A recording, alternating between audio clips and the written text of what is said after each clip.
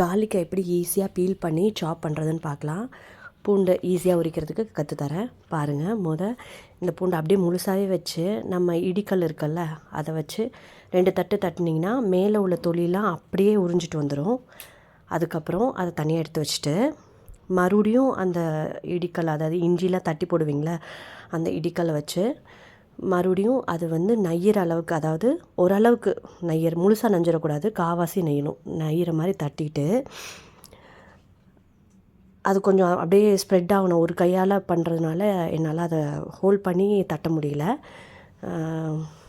Hold பண்ணி தட்டினீங்கன்னா spread ஆகாது, அதாவது பறந்து போகாது அடிக்கையில். இந்த மாதிரி தட்டிட்டு இப்படி சும்மா இப்படி எடுத்தாலே வந்துடுங்க.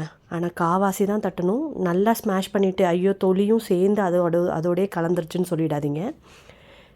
பாருங்கள், தனியாக வந்துடுச்சு. சூப்பராக பூண்டு உரிச்சாச்சு. இந்த டெக்னிக்ஸ் நீங்கள் பிள்ளைங்களுக்கு கூட சொல்லிக் கொடுக்கலாம். ஈஸியாக பூண்டு உரிக்க ஹெல்ப் பண்ணுவாங்க.